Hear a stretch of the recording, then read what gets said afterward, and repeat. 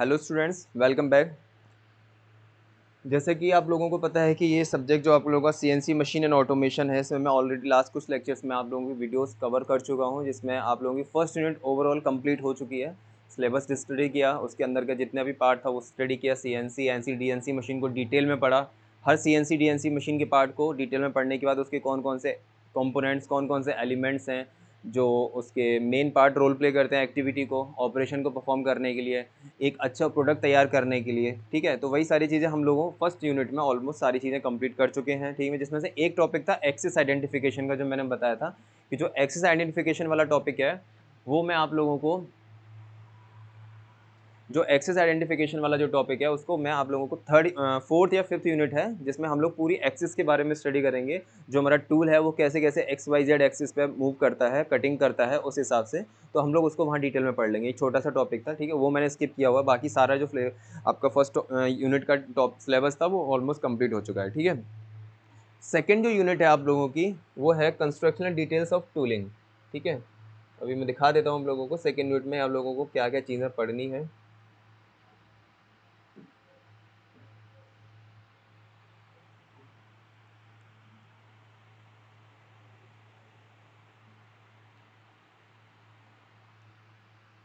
ये है आप लोगों की सेकेंड यूनिट, नाम आप लोगों को दिख रहा होगा कंस्ट्रक्शनल डिटेल्स एंड टूलिंग।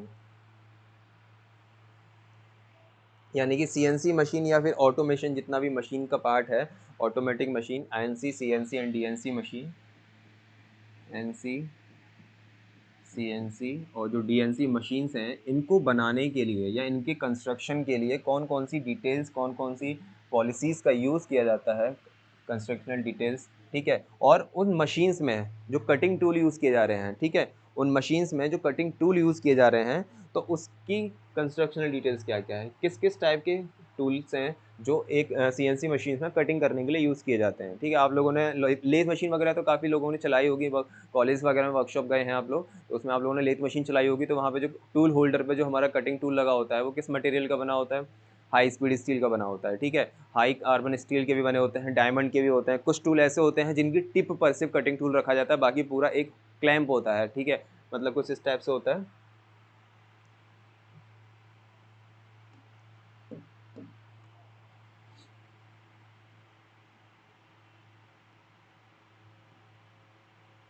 ठीक है, ये वाला जो पोर्शन है, ये वाला जो पोर्शन है, यही कटिंग टूल होता है, यही कटिंग करता है। ठीक है, यही कटिंग टूल होता है। बाकी ये वाला जो पोर्शन होता है ये क्लैंप होता है। इसे बोल्ट के थ्रू या नट के थ्रू या ब्रेजिंग ऑपरेशन के थ्रू, वेल्डिंग करके या ब्रेजिंग ऑपरेशन करके इस वाले कटिंग टूल के पोर्शन को इसकी टिप पर, इसके ऊपर वाले पोर्शन पर वहाँ पे रखा जाता है या चिपकाया जाता है। ठीक है, फिर ये कटिंग करता है, तो पूरा टूल कटिंग नहीं करता है, सिर्फ ये वाला पोर्शन कटिंग टूल करता है।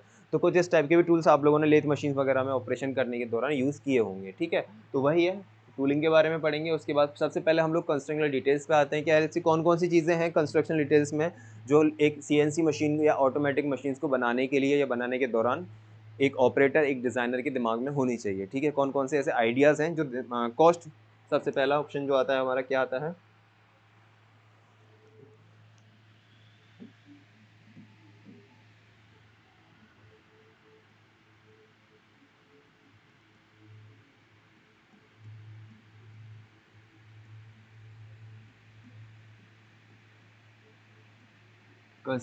Constructional details of automatic machine. मैं पर्टिकुलर किसी एक मशीन का नाम नहीं लिख रहा हूँ, ठीक है, आप समझ जाइएगा, ऑटोमेटिक मशीन्स।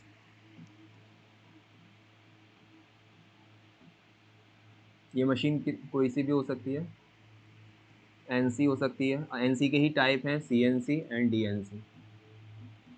ठीक है, तो इन तीनों टाइप की मशीन्स को बनाने के लिए किन टाइप्स की चीज़ों को दिमाग में रखा जाता है, एक डिज़ाइनर एक किन किन बातों को दिमाग में रखता है एक मशीन का कंस्ट्रक्शन करते समय, एक मशीन की संरचना करते समय। ठीक है, तो ये सारी चीज़ें हैं। उसमें जो फर्स्ट पॉइंट आता है वो आता है आप लोगों का कॉस्ट। सबसे पहली और सबसे मेजर और सबसे ज़्यादा इम्पोर्टेंट जो पॉइंट आता है, यानी पहला कंस्ट्रक्शन डिटेल्स का जो पॉइंट है वो है आप लोगों का कॉस्ट। कॉस्ट को हिंदी में बोला जाता है लागत।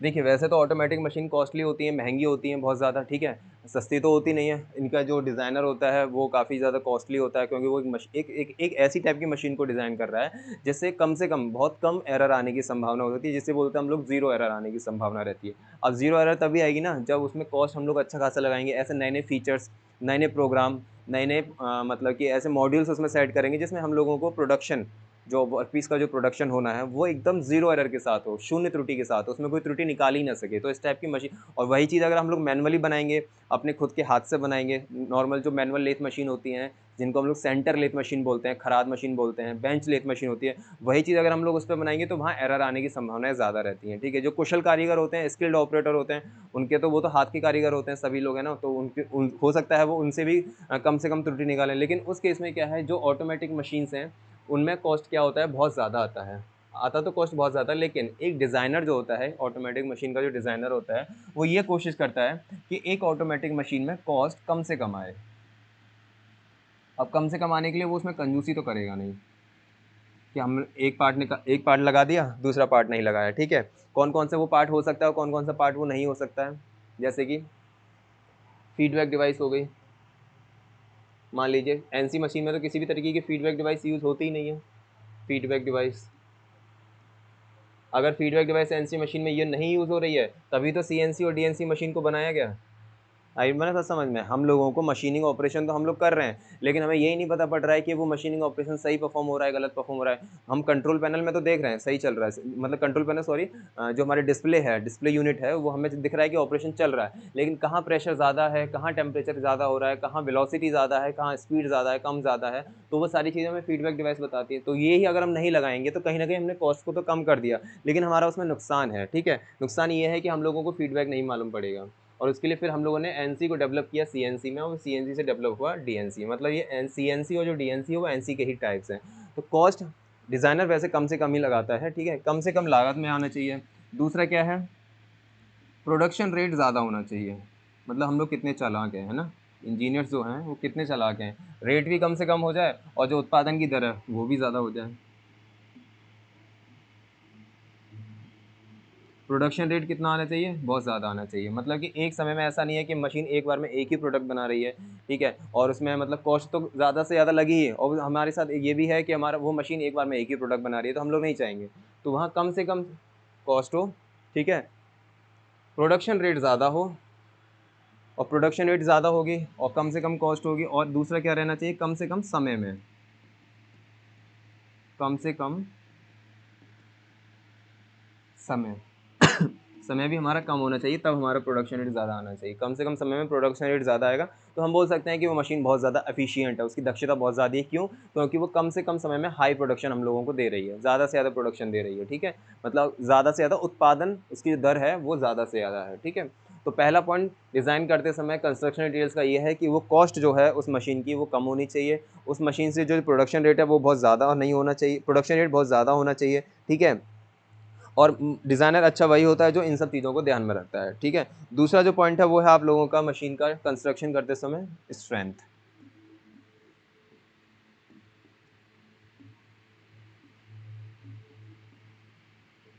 स्ट्रेंथ का क्या मतलब होता है, सामर्थ्य।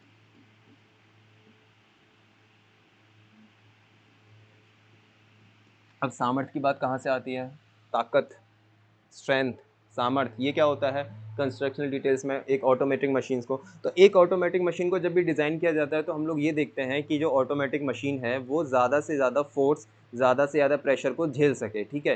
कई बार क्या होता है, मशीन कटिंग टूल है, जब जैसे ये कटिंग टूल है, ये वर्क पीस है, ये कटिंग टूल जैसे ही वर्क पीस के कांटेक्ट में आता है तो ऐसा ना हो कि जैसे ही कांटेक्ट में आए वो टूट जाए, या तो वर्क पीस निकल के भगाए, या वो चक में से निकल के वहाँ से हट जाए, या कटिंग टूल की जो टिप है वो ही टूट जाए। तो उस केस में हम लोग क्या करेंगे, कहीं न कहीं हम कहेंगे कि जो मशीन की स्ट्रेंथ है वो अच्छी नहीं है, या मशीन ऑपरेशन करने के जब कर रही है तो बहुत ज़्यादा वाइब्रेट कर रही है ना? बहुत ज़्यादा वाइब्रेशन की वजह से क्या आवाज़ ज़्यादा हो रही है, नॉइज़ पॉल्यूशन जिसे हम लोग बोलते हैं, वाइब्रेशन की वजह से बहुत ज़्यादा पॉल्यूशन, नॉइज़ पॉल्यूशन हो रहा है वहाँ पे। तो हम कह सकते हैं मशीन ख़राब है, मशीन अच्छी नहीं है, इसे इसे मेंटेनेंस की ज़रूरत है, इसे इसको मरम्मत की ज़रूरत है, ठीक है? तो उस केस में क्या है, एक अच्छा डिज़ाइनर वही होता है जो एक ऑटोमेटिक मशीन की कंस्ट्रक्शनल डिटेल्स में सबसे ज़्यादा स्ट्रेंथ का ध्यान रखता है कि मशीन ज़्यादा से ज़्यादा फोर्स, ज़्यादा से ज़्यादा प्रेशर को झेल सके, ऑपरेशन करने के दौरान नॉइज़ पॉल्यूशन ना करे, कम से कम नॉइज़ पॉल्यूशन करे, ठीक है? थर्ड पॉइंट हमारा स्ट्रेंथ में देखो और भी चीज़ें आती हैं। थर्ड पॉइंट पे हमारा क्या रहता है, वियर रेजिस्टेंस। वियर का मतलब होता है घिसाव, ठीक है, वियर रेजिस्टेंस। मैं सिर्फ आप लोगों को अभी ओवरव्यू दे रहा हूँ। ओवरव्यू में आप लोगों को जैसे कॉस्ट हो गया, स्ट्रेंथ हो गया, वियर रेजिस्टेंस हो गया, कि मेन हेडिंग के अंदर है क्या। हेडिंग के अंदर का अगर मेन कॉन्सेप्ट पता पड़ जाएगा तो आप लोग और 2-3 पॉइंट खुद से बना सकते हो। वैसे तो नोट्स में सब कुछ मिलेगा, लेकिन आप लोगों को नोट्स में मिलने के साथ साथ आप लोगों को मेन कॉन्सेप्ट समझा दिया है कि इस हेडिंग में करना क्या है। कंस्ट्रक्शनल डिटेल जो होती है ऑटोमेटिक मशीन्स में, उसमें करना क्या। तो वियर रेजिस्टेंस को हम लोग बोलते हैं हिंदी में घिसाव प्रतिरोधी। ठीक है, घिसाव, वियर रेजिस्टेंस यानी घिसाव, और रेजिस्टेंस का मतलब होता है प्रतिरोधी। ये क्या होनी चाहिए, मशीन टूल की ज़्यादा होनी चाहिए। ऐसा ना हो घिसाव प्रतिरोधी, वी रेजिस्टेंस कम है, जैसे ही वर्कपीस कटिंग टूल के कांटेक्ट में आया और कटिंग टूल टूट गया, या उसकी जो टिप है, ये अभी मैंने जो डायग्राम बनाया था, ये इसकी हमारा इस टाइप से कटिंग टूल है, यहाँ पे ब्रेज किया हुआ है, वेल्डिंग किया हुआ है यहाँ पे इस तरीके से, ठीक है। ये जो टिप है सिर्फ यही कटिंग टूल है, सिर्फ यही कटिंग टूल है, ठीक है। इसको नट बोल्ट के थ्रू यहाँ पे कनेक्ट किया गया, जोड़ा गया है, नट बोल्ट के थ्रू जोड़ा गया है। ये हमारा कटिंग टूल है, और ये क्या है, क्लैंप है। तो कहीं ऐसा ना हो जैसे ही वर्कपीस इसके कांटेक्ट में आया और ये टूल हमारा यहीं से टूट गया और टूल ही अलग हो गया और वर्कपीस हमारा अलग रखा है, ऐसा ना हो, ठीक है। तो दोनों के बीच का जो वियर रेजिस्टेंस है वो ज़्यादा होना चाहिए। जितना ज़्यादा वियर रेजिस्टेंस होगा मतलब ये दोनों जब जितना आपस में घिसेंगे उतना इनकी सामर्थ्य बढ़ेगी, उनकी ताकत बढ़ेगी, ठीक है। ऐसा ना हो आपस में टकराए, वियर रेजिस्टेंस कम होने की वजह से दोनों टूट के अलग अलग हो सकते हैं, ठीक है। जिससे मशीन तो डैमेज होगी ही होगी, साथ में जो वहाँ पे ऑपरेटर काम कर रहा है वो सबसे ज़्यादा डैमेज होगा, ठीक है। क्योंकि वर्कपीस चक्र के अंदर बहुत तेज़ी से घूमता है। ये तो इसकी स्पीड इतनी ज़्यादा नहीं होती कटिंग टूल की, ठीक है, लेकिन जो वर्कपीस है चक के अंदर जो घूम रहा है वो बहुत तेज़ी से घूमता है, तो उस केस में वहाँ पे एक्सीडेंट होने के चांसेस बढ़ जाते हैं। तो वी रेजिस्टेंस मतलब इन दोनों के बीच का जो फ्रिक्शन है, इन दोनों के बीच का जो रेजिस्टेंस है वो ज़्यादा होना चाहिए, ताकि ऑपरेशन करने के दौरान किसी भी तरीके का कोई एक्सीडेंट होने का खतरा ना रहे, ठीक है। तो ये हमारा वी रेजिस्टेंस में आ जाएगा। नेक्स्ट हमारा क्या आता है, लुब्रिकेशन। एक मिनट, बच्चों के कॉमेंट्स आ रहे हैं, सर ऑनलाइन क्लास कब लेंगे। बच्चों ऑनलाइन क्लास जैसे ही मैं आप मुझे टाइम मिलेगा मैं आप लोगों को बता दूंगा, ठीक है। तो नेक्स्ट लुब्रिकेशन, प्रोडक्शन रेट हो गया, ठीक है, स्ट्रेंथ हो गया और वियर रेजिस्टेंस हो गया। नेक्स्ट लुब्रिकेशन आता है। तो यही सारे पॉइंट्स हैं जो आप लोगों को इस वाली हेडिंग में पढ़ने हैं। हर पॉइंट्स को मैं यहाँ डिटेल में स्टडी नहीं कर पाऊंगा। आप लोग जिस पॉइंट्स के मेन हेडिंग का पता पड़ गया आप लोगों को मेन हेडिंग के अंदर करना क्या है, ठीक है। पॉइंट्स आप लोगों को सारे नोट्स में प्रोवाइड हो जाएंगे, इजी लैंग्वेज में लिखा हुआ है, आप लोग समझ जाओगे आसानी से, ठीक है। तो लुब्रिकेशन को हिंदी में हम लोग बोलते हैं स्नेहक। अब स्नेहक क्यों यूज़ करना होता है, लुब्रिकेंट हम लोग क्यों यूज़ करते हैं, ताकि दो पार्ट जब आपस में मैट करते हैं या मिलते हैं, दो पार्ट जैसे टूल और वर्कपीस जब आपस में मिलेंगे तो वहाँ हीट जनरेशन होगा।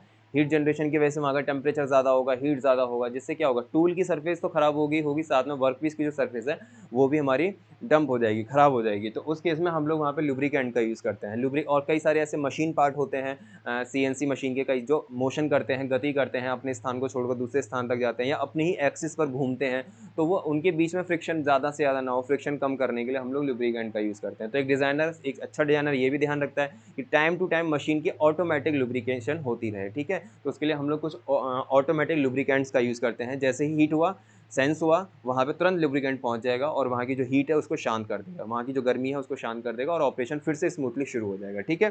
तो ये सारे कुछ पॉइंट्स हैं। उसके बाद आप लोगों का जो आता है इसमें डिज़ाइन फीचर्स, और डिज़ाइन फीचर्स हो चुके हैं, ठीक है। Specification chart of the CNC machine. Specification chart मतलब अभी जो मैंने आप लोगों को पॉइंट्स बताए डिज़ाइन फीचर्स में, वही उसका एक प्रॉपर चार्ट तैयार किया जाता है, ठीक है। वो आप लोगों को वहाँ नोट्स में सारा मिल जाएगा। जो भी इसका स्पेसिफिकेशन चार्ट है इसको प्रॉपर एक चार्ट में मैं रख दूंगा, मतलब जितने पॉइंट्स मैंने आप लोगों को यहाँ बताए हैं, जैसे कि ये कॉस्ट, ठीक है, स्ट्रेंथ, वियर रेजिस्टेंस, लुब्रिकेशन, ये सारी चीज़ें आपको एक चार्ट के फॉर्म में मिलेंगी। तो चार्ट वही उसी को बोलते हैं specification chart of the CNC machine, ठीक है। नेक्स्ट टॉपिक जो है आप लोगों का use of the slide ways. Use of the slide ways, slide ways का आप लोग मतलब समझ रहे होगे। स्लाइड का क्या मतलब होता है, सरकना, और लेथ मशीन में या सीएनसी मशीन में ऐसी कौन सी चीज़ है जो सरकती है, एक स्थान से दूसरे स्थान तक खिसकती है? कौन सी चीज़? चक तो है नहीं है, चक तो अपनी ही एक्सिस पे घूमता रहता है स्पिंडल के साथ, ठीक है। उसमें हमारा वर्कपीस होता है, वो घूमता है। सरकता कौन है या अपनी स्थान से स्लाइड कौन करता है? वो होता है कटिंग टूल, ठीक है। कटिंग टूल जिस मैगजीन में जिसमें फिक्स होता है उसको बोलते हैं टूल होल्डर, और टूल होल्डर मैगजीन यानी टूल मैगजीन में सेट होता है। और एक टूल मैगजीन में कई सारे कटिंग टूल्स, विभिन्न प्रकार के कटिंग टूल्स एक साथ लगे होते हैं। ड्रिलिंग टूल लगा होगा, बोरिंग टूल लगा होगा, मिलिंग टूल लगा होगा, ठीक है, ग्राइंडिंग टूल लगा होगा। जिस टाइप का ऑपरेशन हमें नीड होती है वैसा ही टूल हमारा मैगजीन वहाँ पे पहुँच जाता है, टूल मैगजीन वहाँ पहुँच जाती है उस टूल होल्डर के साथ, और वो ऑपरेशन परफॉर्म होना शुरू हो जाता है, ठीक है। तो एक प्रॉपर स्लाइड की नीड पड़ती है, उस स्लाइड को हम लोग बोलते हैं स्लाइड वेज, ठीक है। अब इस स्लाइड वेज को एक स्थान से दूसरे स्थान तक पहुँचाने के लिए हम लोग एक मतलब एक असेंबली का यूज़ करते हैं, ठीक है। अब वो असेंबली किसी की भी बनी हो सकती है, या तो दो तरीके से चीज़ें स्लाइड होती हैं, जैसे कि मान लीजिए मेरा ये कटिंग टूल है,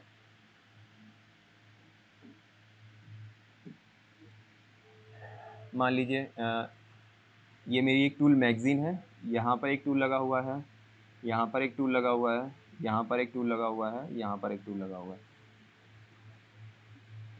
ठीक है। ये टूल होल्डर हो गया, ठीक है। ये जितने भी हैं ये सारे टूल होल्डर हैं। ये टूल मैगजीन है,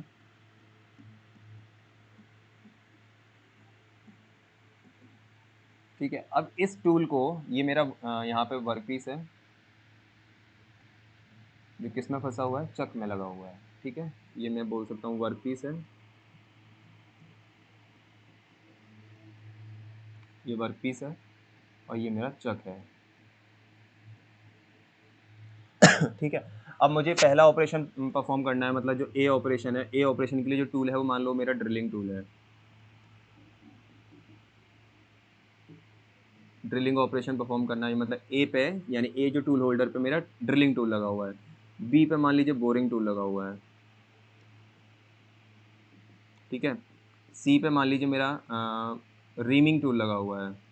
अब ड्रिलिंग, बोरिंग और रीमिंग ऑपरेशन क्या होता है ये आप लोगों को पता होने चाहिए, ठीक है। ड्रिलिंग ऑपरेशन वो होता है इनिशियली सरफेस पर जो हमारा होल हो किया जाता है। मान लो ये मेरी सरफेस है, इस पर किसी भी तरीके का होल नहीं है, तो सबसे पहली प्रारंभिक स्थिति में जो मैं यहाँ पे होल करूँगा वो ड्रिलिंग ऑपरेशन होगा, ठीक है। बोरिंग ऑपरेशन क्या होगा? नॉर्मली आप लोगों ने बोरिंग तो जानते होंगे, पहले से किए हुए होल के साइज़ को बढ़ाना। घरों में हम लोग बोरिंग वगैरह कराते हैं तो पहले ड्रिल किया जाता है, ठीक है, ड्रिल मशीन से पहले ड्रिल किया जाता है, फिर उसके साइज़ को धीरे धीरे धीरे धीरे करके बोरिंग टूल से बढ़ाया जाता है। अगर मुझे इसी होल को बढ़ाना हो तो ये मैंने जितना डायमीटर बढ़ाया इस वाले ऑपरेशन को बोलते हैं बोरिंग टूल, ठीक है। तो ड्रिलिंग से बोरिंग होता है, फिर बोरिंग से रीमिंग किया जाता है। ड्रिलिंग ऑपरेशन के दौरान कई सारे ऐसे कुछ चिप्स होते हैं मेटल के जो उस होल के अंदर ही रह जाते हैं, ठीक है। तो उस होल के अंदर से वो चिप्स को निकालने के लिए हम लोग, या अंदर की सरफेस को फिनिश करने के लिए, क्लियर करने के लिए हम लोग बोरिंग ऑपरेशन भी करते हैं।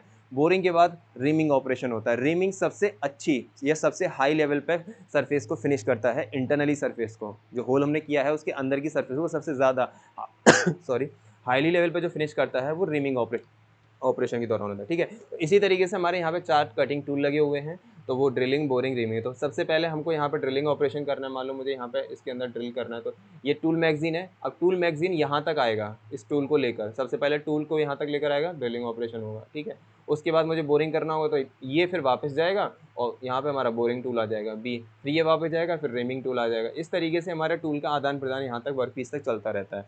अब जब ये टूल मैगजीन एक स्थान से दूसरे स्थान तक जा रहा है तो या तो ये सरफेस पे खिसकते खिसकते जाएगा। खिसकने का क्या मतलब है? ये मेरी सरफेस, एक बॉडी को तो मैं इस तरीके से फोर्स लगा के खिसका रहा हूँ, ठीक है।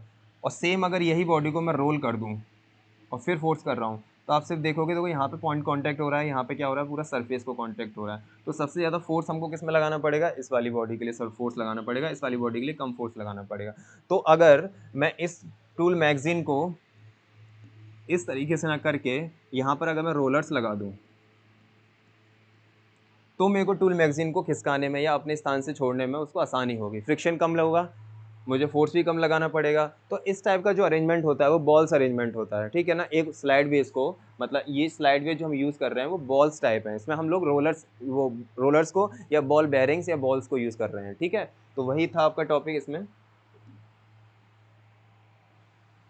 Slide way, use of slide way यानी कि सरकना। जो वेज हैं, वेज का मतलब होता है रास्ता, तो वो किस किस थ्रू की हो रही हैं, बॉल्स के थ्रू हो रही हैं या रोलर्स के थ्रू हो रही हैं, ठीक है। एंड कोटिंग्स, कोटिंग्स में हम लोग अगर मान लीजिए कोटिंग्स में क्या है, अगर हम लोग स्लाइड वेज यूज़ कर रहे हैं, हम बॉल्स यूज़ नहीं कर रहे हैं, रोलर्स यूज़ नहीं कर रहे हैं या बैरिंग्स यूज़ नहीं कर रहे हैं, तो और हम लोग सिर्फ नॉर्मली हॉरिजॉन्टल सरफेस इसी पे हमारा जो टूल मैगजीन रखा हुआ और इसको ऐसे ही लेके जा रहे हैं, तो यहाँ पे फ्रिक्शन कम से कम हो, तो उसके लिए हम लोग कोटिंग्स करते हैं ठीक है। तो वो कोटिंग्स के बारे में हम लोग स्टडी करेंगे, ठीक है। तो ये सारा कुछ आपको नोट्स में प्रॉपर मिल जाएगा। ओवरव्यू मैंने आप लोगों को दे दिया।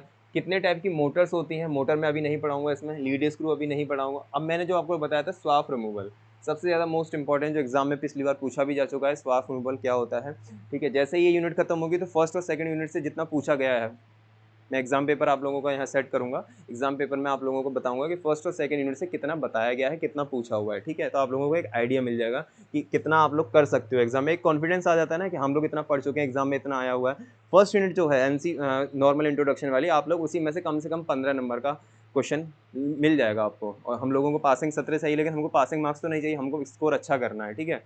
तो स्कोर करने के लिए आप लोग धीरे धीरे पढ़ते जाइए। तो सब अब मैं आता हूँ स्वार्फ रिमूवल पे। तो स्वार्फ रिमूवल क्या होता है,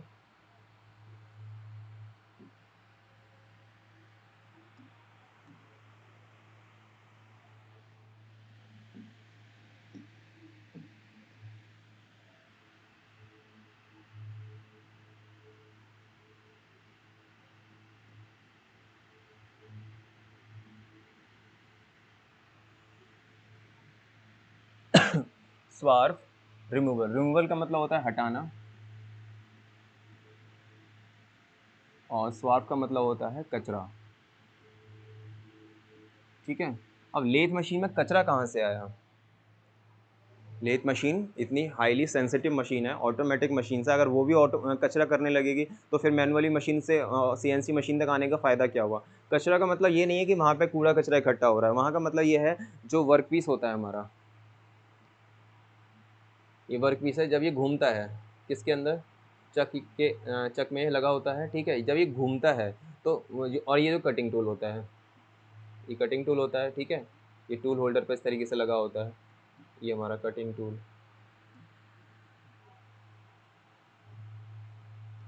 ये हमारा टूल होल्डर या टूल पोस्ट भी बोलते हैं हम इसे, टूल पोस्ट। ये हमारा क्या है, वर्क पीस है, और ये चक है, ठीक है। जब ये कटिंग टूल इस वर्कपीस की सरफेस को उतारेगा, यानी कि हम लोग जब कौन सा ऑपरेशन करते हैं वर्कपीस की सरफेस को उतारने के लिए, ऑपरेशन कौन सा होता है, उसे बोलते हैं सिंपल टर्निंग। आप लोगों ने फर्स्ट ईयर में काफ़ी किया होगा, वर्कशॉप जब आप लोगों की हुई होगी फर्स्ट सेमेस्टर या सेकंड सेमेस्टर में, तो सिंपल टर्निंग लेथ मशीन पे आप लोगों ने कई ऑपरेशन किए होंगे, simple turning, step turning, knurling, है ना। तो सिंपल टर्निंग में ये कटिंग टूल जो होगा ये वर्कपीस की सरफेस को रिमूव करेगा, यानी ये जो वर्कपीस की सरफेस को रिमूव करेगा, ये वाली जो सरफेस है इसको रिमूव करेगा धीरे धीरे करके, जैसे जैसे टूल यहाँ इधर की तरफ बढ़ेगा, ठीक है, तो रिमूव करेगा। तो रिमूव करने के दौरान जो सरफेस रिमूव हो रही है, जो सरफेस रिमूव हट रही है, तो वो चिप्स की फॉर्म में यहाँ से इस तरीके से गिरेगी, ठीक है। तो इसको हम लोग क्या बोलते हैं, इसको बोलते हैं चिप्स, खाने वाले चिप्स नहीं है भाई ये, ठीक है। इसी चिप्स को सीएनसी की भाषा में स्वार्फ या कचरा बोलते हैं, इसी चिप्स को सीएनसी की भाषा में स्वार्फ या फिर कचरा बोलते हैं। समझ में आया। तो ये होता है स्वाफ रिमूवल। अब ऐसी कौन सी टेक्नोलॉजी, ऐसी कौन सी टेक्निक है जिसका यूज़ स्वाफ रिमूवल यानी कि इस कचरे को या चिप्स को ऑपरेशन के दौरान हटाने के लिए यूज़ किया जाता है। और ऐसा ना हो कि मशीनिंग चल रही है, कई सारे चिप्स वहाँ पे इकट्ठे हो गए, तो टूल और वर्कपीस आपस में ठीक से मतलब कि कनेक्शन बना ही नहीं पा रहे हैं, ठीक है। वो आपस में मतलब कि इंसर्ट ही नहीं हो पा रहा है टूल वहाँ पे, क्योंकि वहाँ पे कई सारा ढेर इकट्ठा हो जाएगा इन चिप्स का, तो उनको कैसे हटाया जाएगा। तो उस केस के लिए हम लोग क्या करते हैं, जो सीएनसी मशीन का जो डिज़ाइनर होता है वो ये दिमाग में रख चलता है उसका, वो ये सोचते हैं कि अगर हम इस मशीन को वर्टिकली बनाएं, यानी कि हॉरिजॉन्टल, मतलब इतना पोर्शन जो होगा, इतना पोर्शन जो होगा वर्टिकल बनाएं, ताकि ये जो चिप्स है ये अगर हॉरिजॉन्टल पोजीशन पे ऑपरेशन हो रहा होगा तो ये चिप्स गिर के यहीं इकट्ठा हो जाएगा। लेकिन अगर मैं इसी हॉरिजॉन्टल पोजीशन को वर्टिकल बना दूं, यानी कि या इंक्लाइन कर दूं किसी एंगल पे हॉरिजॉन्टल से, या पूरी तरह से वर्टिकल कर दूं, तो ये चिप्स यहाँ से या फिर यहाँ से, अब देखो रुक नहीं पाएंगे, ये ग्रेविटेशनल फोर्स यानी गुरुत्वाकर्षण बल की वजह से नीचे गिर जाएंगे। तो ये स्थान अपना ऑटोमेटिकली हमारा हट गया, ठीक है। तो ये होता है हमारा स्वार्फ रिमूवल। इसके लिए हम लोग कुछ टेक्नोलॉजी का यूज़ करते हैं, कुछ टेक्निक्स का यूज़ करते हैं, वो सारी चीज़ें इसमें कवर होंगी। तो मेनली जो कॉन्सेप्ट था स्वार्फ रिमूवल का यही था कि ऑपरेशन करने के दौरान जो कटिंग टूल वर्कपीस की सरफेस से हटाता है, सरफेस को हटाता है, रिमूव करता है, तो उस दौरान वहाँ पे कई सारा कचरा स्वार्फ के रूप में या चिप्स के रूप में इकट्ठा हो जाता है, ठीक है। उसको हटाने के लिए कुछ टेक्नोलॉजीज़ का यूज़ किया जाता है, कुछ सिस्टम्स लगाए जाते हैं वहाँ पे, जिसे हम लोग स्वार्फ रिमूवल सिस्टम कहते हैं, ठीक है। अब आप बात आती है, एक क्वेश्चन यहाँ पे थोड़ा राइज होता है। मान लीजिए अगर स्वार्फ रिमूवल पूछ लिया और उसने पूछ लिया कि चिप्स जो क्रिएट हो रहे हैं, ये वाले जो चिप्स थे, वो कितने टाइप के होते हैं। आप लोगों ने बेसिक वर्कशॉप में पढ़ा होगा वैसे, ठीक है, लेकिन एग्जाम पॉइंट ऑफ व्यू से तो इतना इंपॉर्टेंट ये नहीं है कि कितने टाइप्स के होते हैं, लेकिन हाँ अगर इंटरव्यू में पूछ लिया कि ये जो चिप्स निकल रहे हैं, ये क्रिएट जो हो रहे हैं, ये कितने प्रकार के चिप्स होते हैं, तो मेनली हमारे जो चिप्स होते हैं वो हमारे 2 प्रकार के होते हैं। मैं आपको थोड़ा बेसिक बता देता हूँ यहाँ पे, क्योंकि ये ज़रूरी भी है। पहला जो है वो होता है कंटिन्यूअस,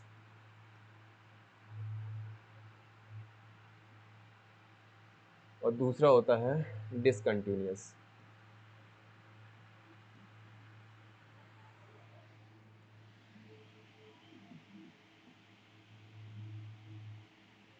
ठीक है, और कंटिन्यूअस एक और होता है, मतलब थर्ड टाइप का होता है, वो होता है continuous with built up edge. Continuous with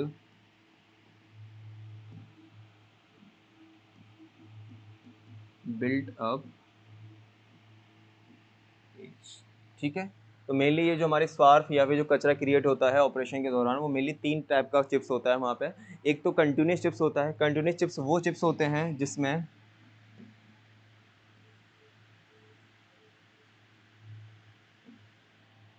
जिसमें क्या होता है, लगातार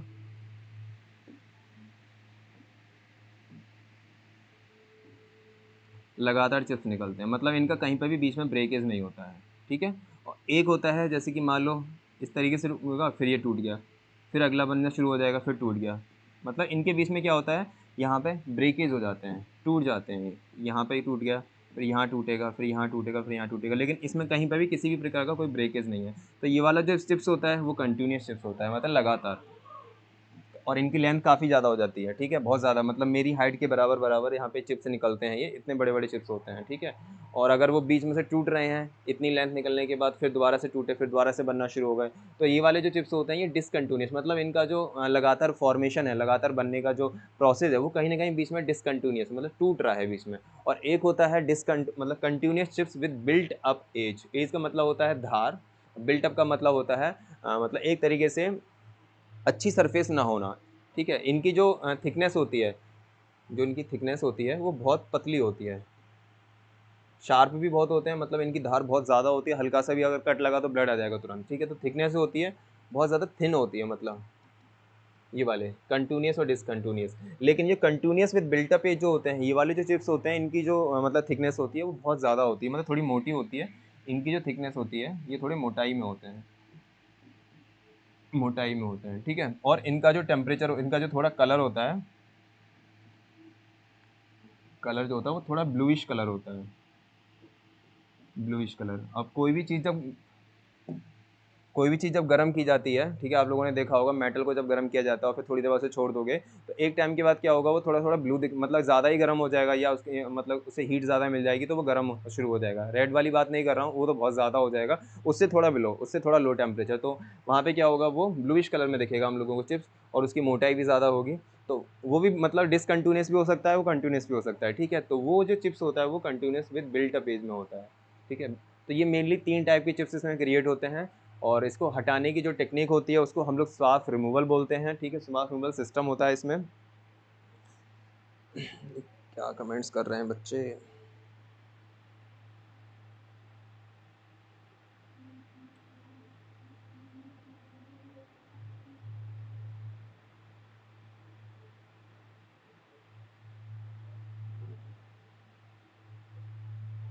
चलिए ठीक है, स्वार्फ रिमूवल आप लोगों को समझ में आ गया आई थिंक। तो नेक्स्ट टॉपिक की तरफ बढ़ते हैं कि हमारा क्या क्या रहता है।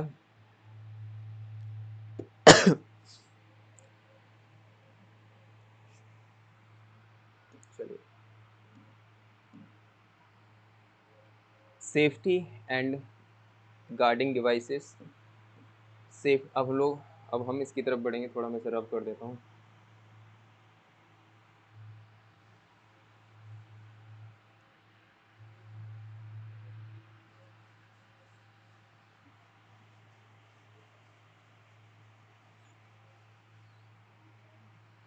ठीक है, तो हम लोग क्या क्या आज मतलब इस वाले यूनिट में हम लोग क्या क्या पढ़ चुके हैं। डिज़ाइन फीचर्स के बारे में पढ़ लिया कि एक जो डिज़ाइनर होता है वो ऑटोमेटिक मशीन को डिज़ाइन करते समय कौन कौन सी फीचर्स को माइंड में रखता है। ठीक है, स्पेसिफिकेशन चार्ट के बारे में मैंने थोड़ा सा भी स्टडी किया, मतलब आपको लोगों को बताया, बाकी नोट्स में आपको सब कुछ मिल जाएगा। स्पेसिफिकेशन चार्ट मतलब जो डिज़ाइन फीचर्स हम लोग यूज़ कर रहा है, जो मतलब डिज़ाइनर है, उसका एक प्रॉपर चार्ट होता है। देखा होगा आप लोगों ने, जो मशीन्स होती हैं, बड़ी बड़ी जो मशीन्स होती हैं, बड़े बड़े कंप्रेसर्स होते हैं या टैंक्स होते हैं, मोटर होती हैं, पंप होती हैं, तो उसके बाहर है ना एक है ना मेटल की स्ट्रिप में, एक मेटल की स्ट्रिप में एक चार्ट लगा होता है जिसमें सब कुछ लिखा होता है। अगर मोटर की बात करूँ तो कितने वोल्टेज है, कितने कितना करंट है, ठीक है, कितने आरपीएम है।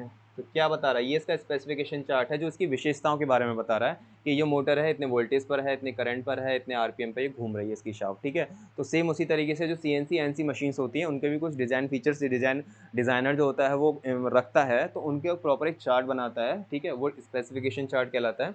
तो वही सारी चीज़ें।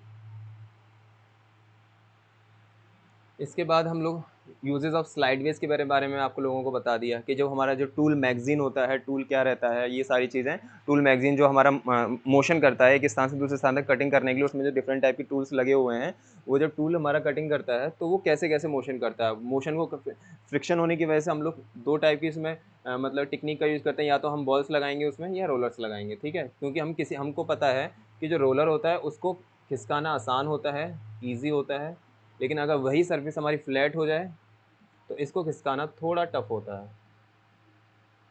ठीक है, क्योंकि यहाँ पे क्या है, ये एरिया ज़्यादा कवर कर रहा है। यहाँ पे क्या है, पाथ कांटेक्ट है, सरफेस कांटेक्ट है, और जो सर्किल होता है वो हमेशा एक पॉइंट पे टच करता है। आप लोग इसका एग्जाम्पल थ्योरी ऑफ मशीन वाले समझ रहे होंगे, जिन्होंने टॉम अच्छे से पढ़ा होगा उन लोगों को पता पड़ रहा होगा कि सरफेस कांटेक्ट और पॉइंट कांटेक्ट क्या होता है। ठीक है, तो इसमें फोर्स कम लगाना पड़ रहा है, इसमें फोर्स हमें ज़्यादा लगाना पड़ता है। तो ये स्लाइड वेज ही होती हैं जो बॉल्स और रोलर्स के फॉर्म में आती हैं, और ये सरफेस कांटेक्ट ज़्यादा ना मतलब कम हो इसके लिए हम लोग कुछ कोटिंग्स का यूज़ करते हैं, वो कोटिंग है। ठीक है, मोटर अभी मैंने छोड़ दिया है, लीड स्क्रू छोड़ दिया है, स्वार्फ रिमूवल मैंने आप लोगों को बता दिया है कि स्वार्फ रिमूवल क्या है। सेफ्टी एंड गार्डिंग डिवाइसेस के बारे में अब हम आगे बढ़ते हैं। उसके बाद वेरिएंट कटिंग टूल्स के बारे में बढ़ेंगे। ठीक है, safety and guarding devices, cutting tools, और कौन कौन से कटिंग टूल्स हमारे सीएनसी मशीन्स में यूज़ किए जाते हैं। Overview of tool holder, different pallet system. Next lecture जो रहेगा उसमें मैं कोशिश करूंगा कि टूल होल्डर के बारे में आप लोगों को बताऊं। इस लेक्चर में आप लोगों का सेफ्टी एंड गार्डिंग डिवाइस हो जाए और various cutting tools for CNC machines हो जाए। देखते हैं कितना पोर्शन कवर होता है, उसका बाकी का पोर्शन रहेगा। तो मैं कोशिश करूँगा कि मतलब जल्दी से जल्दी इस वाले चैप्टर को ख़त्म करके आप लोगों को नोट्स प्रोवाइड हो जाएंगे सारे। ठीक है, चलिए, तो हमारा क्या टॉपिक है अब, सेफ्टी एंड गार्डिंग डिवाइसेस।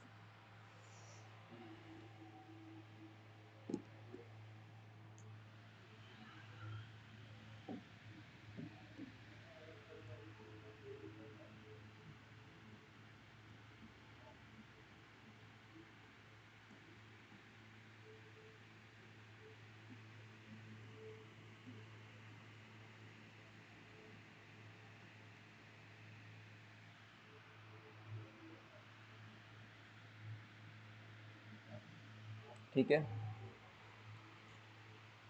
तो सीएनसी या ऑटोमेटिक या ऑटोमेशंस में ऐसी कौन कौन सी डिवाइसेस होती हैं जो सेफ्टी पर्पस के लिए और चीज़ों को गाइड करने के लिए, ठीक है, गाइड करने के लिए यूज़ की जाती हैं। तो ऐसी कौन कौन सी डिवाइसेस होती हैं, ऐसी कौन कौन सी सेफ्टी डिवाइसेस, कौन कौन सी गार्डिंग डिवाइसेस हैं जो हमारी सीएनसी मशीन्स में यूज़ की जाती हैं। ठीक है, वो डिफरेंट टेक्नोलॉजी पे काम करती हैं कि वो हमारा एनालॉग सिस्टम पर है।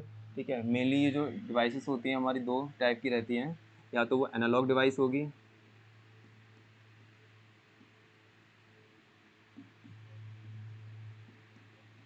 या फिर वो डिजिटल डिवाइस होगी।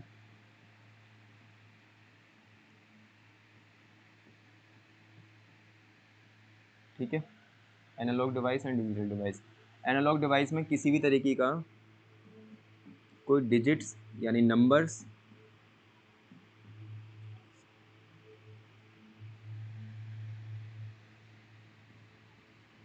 या फिर कोई नंबर्स नहीं होंगी, ठीक है, कोई भी, और सिर्फ सिग्नल्स होंगे सिग्नल्स की फॉर्म में, और डिजिटल में हमारे सिर्फ डिजिट्स होंगे।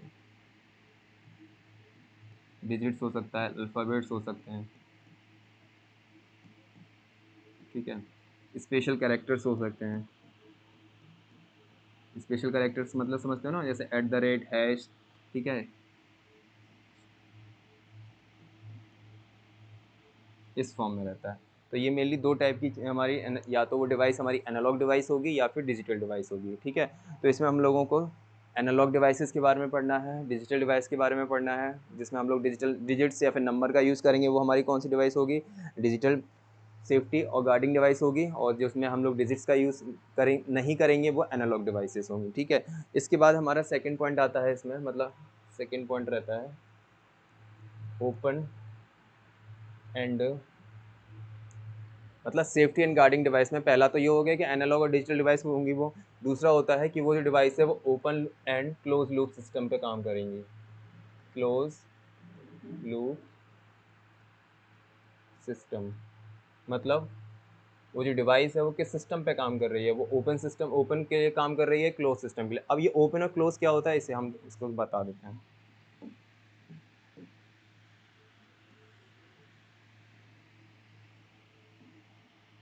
देखिए,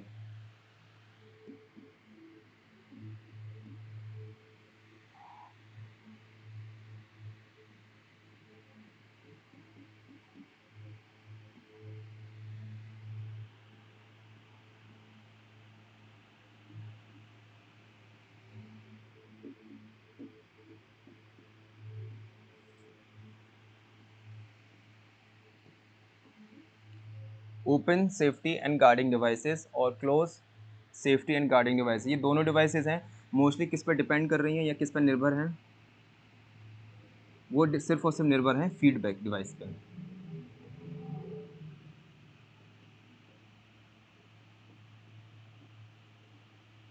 फीडबैक डिवाइस पे, यानी कि हम उसमें फीडबैक डिवाइस यूज़ करेंगे तो वो क्लोज, और अगर फीडबैक डिवाइस यूज़ नहीं करेंगे तो वो ओपन, ठीक है। यानी फीडबैक डिवाइस के बेस पर हमारा open safety and guarding devices और close safety guarding devices use करती हैं, ठीक है। अगर हम लोग फीडबैक डिवाइस को यूज़ कर रहे हैं तो वो कौन सी हो जाएगी, वो ओपन हो जाएगी, यानी कि वो डिवाइस ओपन सिस्टम पर काम कर रही है। और अगर हम लोग फीडबैक डिवाइस मतलब या फीडबैक सिस्टम यूज़ नहीं कर रहे हैं तो वो क्या हो जाएगी,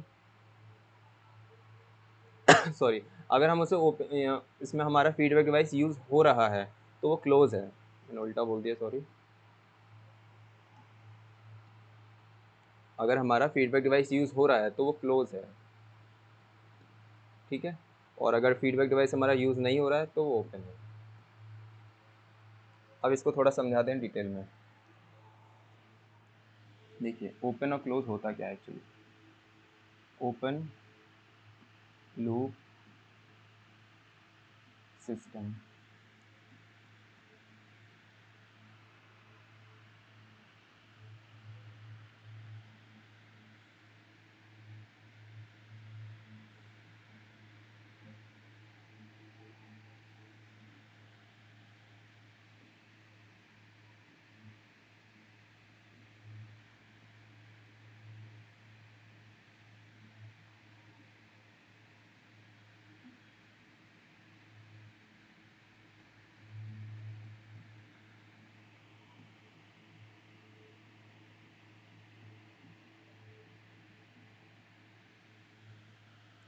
पहला डायग्राम तो ये है, यहाँ से इन्फॉर्मेशन जाएगा, ये हमारा सेंडर है, ठीक है, और ये फीडबैक डिवाइस लगा हुआ है और ये रिसीवर है।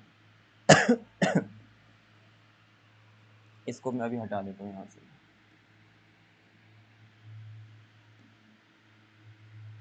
ठीक है। यहाँ से हमारा इन्फॉर्मेशन जाएगा डेटा। पहला डायग्राम तो ये रहेगा, और दूसरा डायग्राम जिसमें मैंने फीडबैक डिवाइस नहीं लगाई है, दूसरा डायग्राम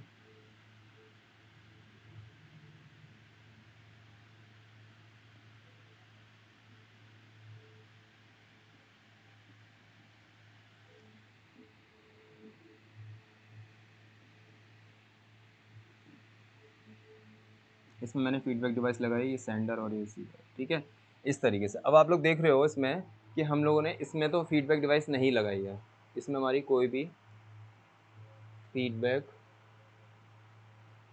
डिवाइस नहीं लगाई है, और इसमें हमारा F4 यहाँ फीडबैक डिवाइसेस लगाई हुई है, ठीक है। अब देखिए, जैसे कि यहाँ से आपने कोई सिग्नल भेजा, ठीक है, सेंडर से रिसीवर तक पहुँचा, अब वो ऑपरेशन परफॉर्म हुआ, यानी मशीन को हम लोगों ने इनपुट दिया डेटा के रूप में, ठीक है, उसने वो रिस्पॉन्स किया, रिस्पॉन्ड करने के बाद वो ऑपरेशन को परफॉर्म करेगा। अब मान लीजिए जैसे ही ऑपरेशन हुआ, टूल क्या होगा, वर्कपीस के अंदर इंसर्ट होना शुरू हो जाएगा, वहाँ अगर टेम्परेचर बढ़ रहा है या फीड जो थी, डेप्थ जो थी, कटिंग टूल जो है वर्कपीस के अंदर ज़्यादा इंसर्ट हुआ या डेप्थ ज़्यादा दे दी हमने, फीड ज़्यादा दे दी, तो उस केस में क्या होगा, टूल की जो सरफेस होगी वो ख़राब होने की चांसेस है, और वर्क पीस तो ख़राब होगा ही होगा। टूल मेनली हमारा जो टूल होता है वो कॉस्टली ज़्यादा होता है, ठीक है। तो हम लोग कोशिश करते हैं कि वर्क पीस को तो दोबारा से खरीदा जा सकता है, लेकिन टूल खरीद तो वो भी सकते हैं, लेकिन वो कॉस्टली है, तो हम लोग कोशिश करेंगे कि हमारा जो टूल है वो कम से कम खर्च हो और उसकी लाइफ बढ़ जाए।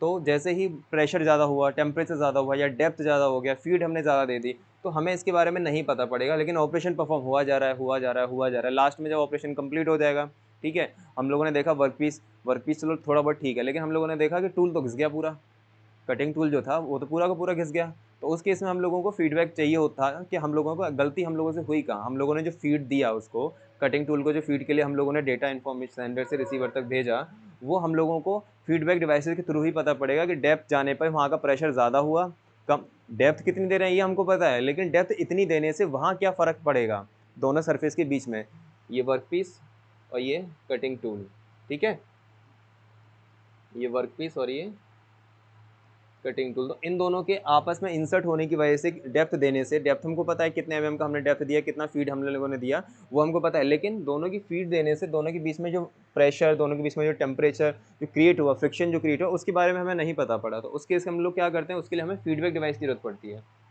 तो हम लोगों ने डेटा दिया और वो किसी तरीके का, यहाँ पे हमारा कोई फीडबैक डिवाइस नहीं था, इसलिए मैंने ये वाला पोर्शन जो है खाली छोड़ा हुआ है। तो इस टाइप का जो सिस्टम होता है या इस टाइप का जो लूप होता है उसको हम लोग बोलते हैं ओपन लूप सिस्टम, मतलब ये क्लोज नहीं है। अगर ये क्लोज होता, मतलब यहाँ पे अगर मैं फीडबैक डिवाइस लगा के इसे क्लोज कर देता तो मुझे यहाँ से फीडबैक मिल जाता, ठीक है। तो ऐसे सिस्टम या ऐसे सेफ्टी एंड गार्डिंग डिवाइसेस जिसमें फीडबैक डिवाइस का यूज़ किया जाता है, तो उन सिस्टम को हम लोग बोलते हैं ओपन लूप सिस्टम, ठीक है, नहीं किया जाता, ठीक है। और जहाँ पर हम लोग फीडबैक डिवाइस का यूज़ करेंगे और हमको पता पड़ता रहेगा कि हाँ टेम्परेचर इतना ज़्यादा हो रहा है, तो हम तुरंत मशीन को बंद कर देंगे, ठीक है, या मशीन खुद सेंस कर लेगी। तो वहाँ पे उस मशीन को हम लोग क्या बोलते हैं, या उस सिस्टम को हम लोग बोलते हैं close loop system,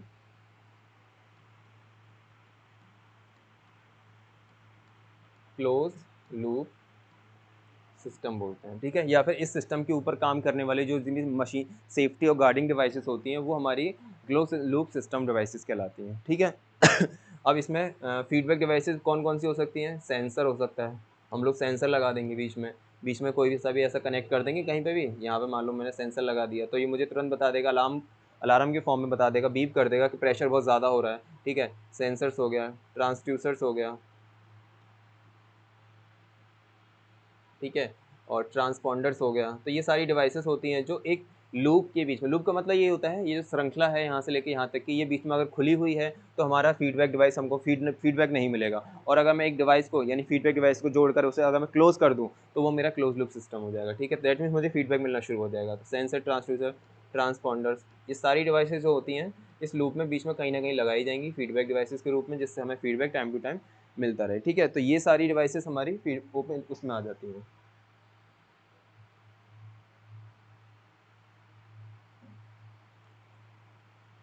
safety and guarding devices के अंदर।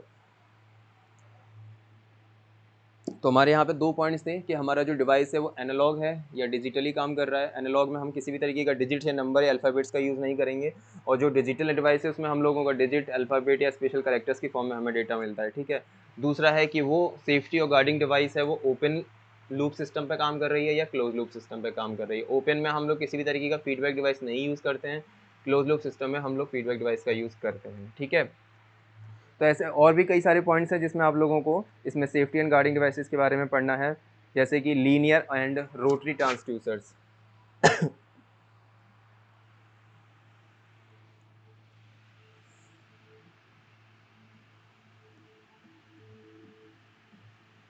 लीनियर एंड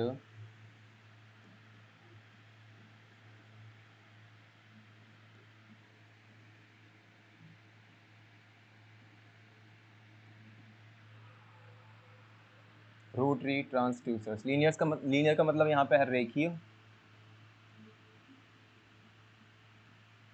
ठीक है, और रोटरी का मतलब होता है घूर्णी। ट्रांसड्यूसर्स का मतलब ट्रांसड्यूसर, ठीक है।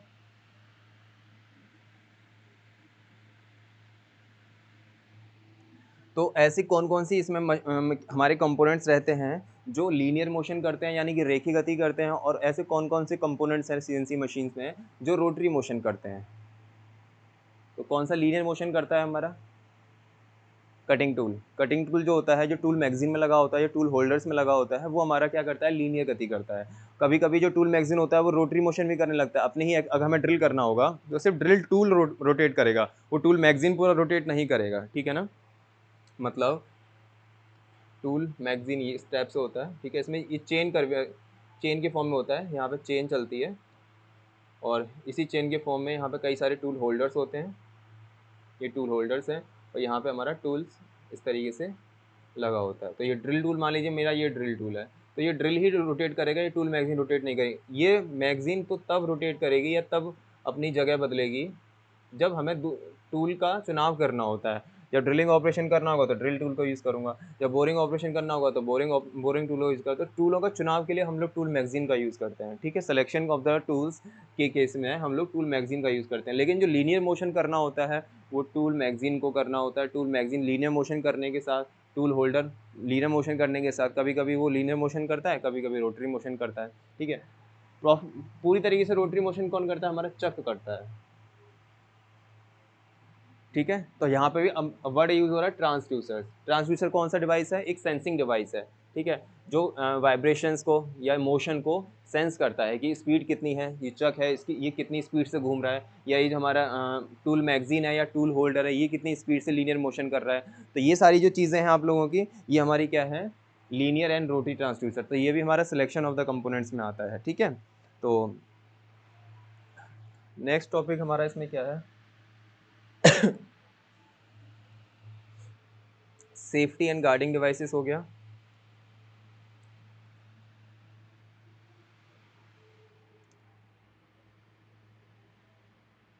Various cutting tools, various cutting tools for CNC machines. उसके बाद आता है overview of tool holder, different pallet system and automatic tool changer system, ठीक है। तो हम लोग पढ़ते हैं नेक्स्ट। देखिए कौन कौन सा टॉपिक हो चुका है। डिज़ाइन फीचर्स हो गया, स्पेसिफिकेशन चार्ट मशीन्स का हो गया, यूज़ ऑफ स्लाइडवेज हो गया, बॉल्स, रोलर्स एंड कोटिंग, इसके बारे में पढ़िए। ये टॉपिक अभी रह रहा है आप लोगों का,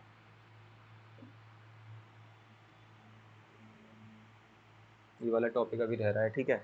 स्वार्फ रिमूवल हो गया आप लोगों का, सेफ्टी एंड गार्डिंग डिवाइसेस के बारे में पढ़ लिया। उसके बाद various cutting tools for CNC machines, various cutting tools and CNC machine, ठीक है। ये वाला टॉपिक है। ओवरव्यू ऑफ टूल होल्डर, ये है। डिफरेंट पैलेट सिस्टम, ये इंपॉर्टेंट है, ये वाला जो पार्ट है ये इंपॉर्टेंट है। उसके बाद ऑटोमेटिक टूल चेंजर, ये एटीसी जैसे हम लोग बोलते हैं, सबसे ज़्यादा most important, automatic tool changer की विधि। और management of a tool room, मतलब जो प्रॉपर एक टूल का जो रूम होता है जहाँ पर टूल मैगजीन भी होती है, टूल होल्डर भी होता है, कटिंग टूल भी होता है, उसको मैनेज करने के लिए एक रूम बनाया जाता है, जैसे मैनेजमेंट जिसके मैनेजमेंट के लिए एक टूल रूम होता है, उसे हम लोग मैनेजमेंट ऑफ, उसका मैनेजमेंट कैसे किया जाता है, ठीक है। तो management of a tool room है। तो ये 2-3 टॉपिक्स और हैं, तो इन टॉपिक्स को हम लोग नेक्स्ट लेक्चर में पढ़ेंगे, ठीक है। फिलहाल के लिए सारे टॉपिक्स को आप लोग एक बार दोबारा से रिवाइज कर लीजिए। खुद की जितनी लैंग्वेज मेरी यहाँ समझ में आ रही है उतनी लैंग्वेज में आप लोग खुद से नोट्स बनाइए। जहाँ डाउट लगता है उनको एक पेपर पे लिख लीजिएगा। जब नेक्स्ट लेक्चर, मतलब इन फ्यूचर जब भी मैं आप लोगों से लाइव जुड़ूंगा, वहाँ पे आप लोगों के ये डाउट्स होंगे ये क्लियर करने की कोशिश करूँगा, ठीक है। तब तक के लिए थैंक यू।